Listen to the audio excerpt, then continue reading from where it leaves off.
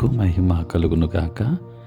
క్రీస్తునందు ప్రియ దేవుని బిడ్డలారా, ప్రభువైన యేసు క్రీస్తు పరిశుద్ధ నామములో మీ అందరికీ ఈ ఉదయకాల శుభములు తెలియచేయచ్చు ఉన్నాను.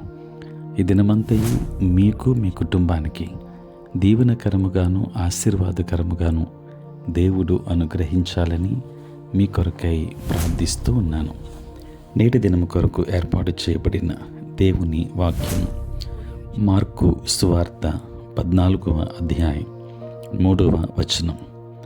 ఆయన బేతనీయాలు కుష్ఠరోగి అయిన సీమోను ఇంట భోజనమునకు కూర్చుండి ఉన్నప్పుడు ఒక స్త్రీ మిక్కిలి విలువగల అచ్చ జటామాంసి అత్తరు బుడ్డి తీసుకుని వచ్చి ఆ అత్తరు బుడ్డి పగులకొట్టి ఆ అత్తరు ఆయన తల మీద పోసెను.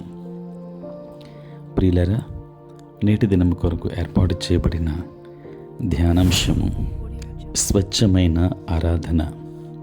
దేవుని బిడ్డలారా, జటామాంసి సువాసననిచ్చే మొక్క యేసు కాలంలో విలువైన సుగంధ పరిమళ తైలాన్ని చేయడానికి దాని వేర్లను వాడేవారు.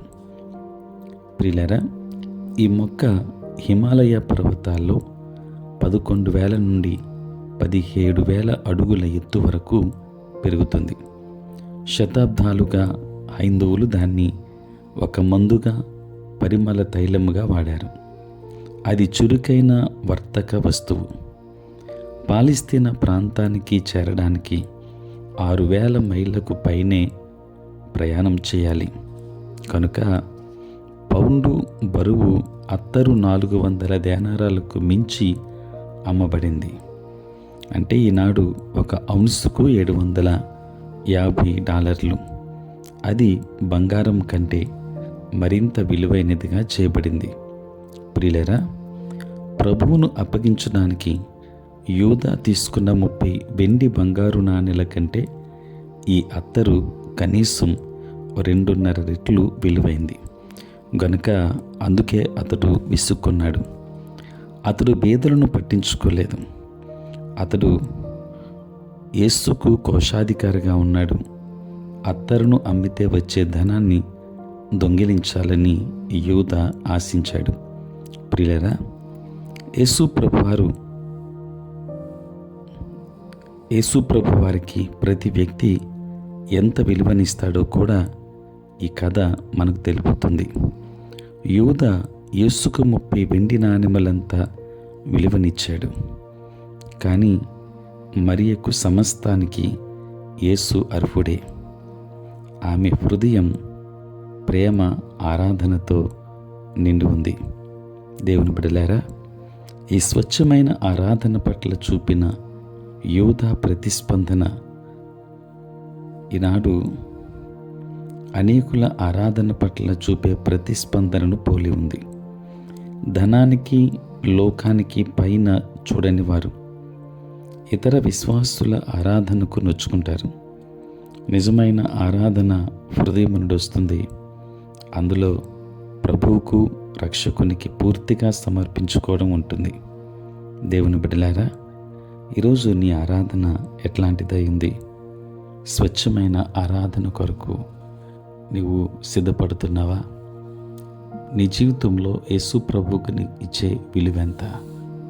కనుక స్వచ్ఛమైన ఆరాధనతో సర్వమునకు అర్హుడు ఆయనే అనే హృదయముతో ముందుకు కొనసాగుదాం. ఆయనను ఆరాధిద్దాం. ఆయన ఆశీర్వాదాలు పొందుకుందాం. దేవుడు మిమ్మల్ని, మీ కుటుంబాన్ని దీవించునుగాక. ఆమేన్. ప్రార్థన. పరిశుద్ధుడైన తండ్రి, ప్రేమ కలిగిన ప్రభువా, మీ పరిశుద్ధ నామమున వందనాలు. రాత్రంతయు కాపాడి సంరక్షించి సుఖనిద్రను దయచేసి ఉదయం లేచి మిమ్మల్ని స్తుతించే భాగ్యం ఇచ్చినందుకు వందనాలు. ఈ దినమంతా కూడా మీ సన్నిధి మాతో ఉంచండి. మీ ప్రసన్నత మాకు దయచేయండి. నేటి మా పనులలోనూ, ప్రయాణములలోనూ, పరిచర్యలోనూ తోడుగా ఉండండి. బలహీనులైన బిడ్డను బలపరచండి. సమస్యలతో ఉన్న వారికి సమాధానమునివ్వండి. ఉద్యోగస్తులు, వ్యాపారస్తులు, కష్టపడి పని చేసుకుంటున్న బిడ్డలందరినీ దీవించండి.